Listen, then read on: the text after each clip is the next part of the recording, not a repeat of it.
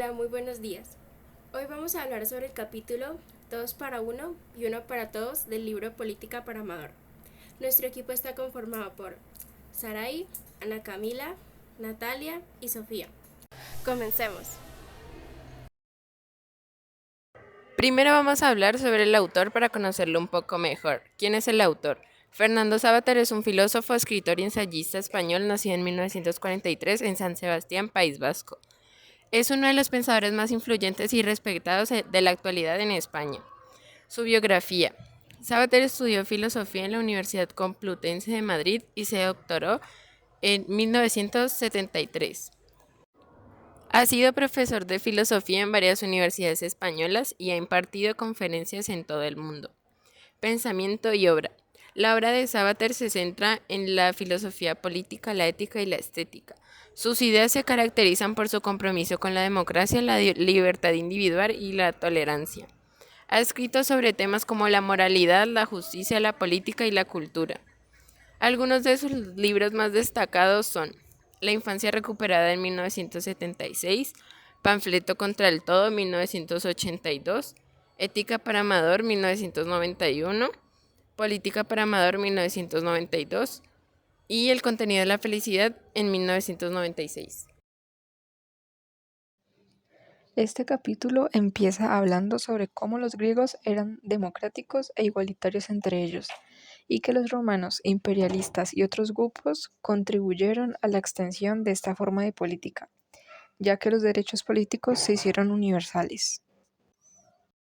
Poniendo el comienzo de la política en una línea de tiempo, nos quedaría algo como: las primeras agrupaciones sociales eran muy cercanas a la naturaleza, en donde el más fuerte era el líder.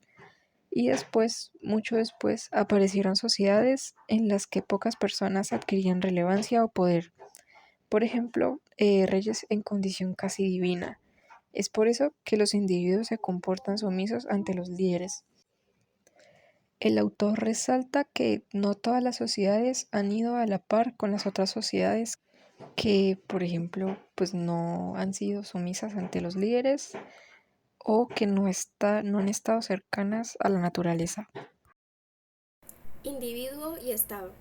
El autor plantea al individuo y al Estado como una pareja amorosa. Dice que cada individuo lleva mucho del Estado dentro de sí y el Estado está formado por individuos.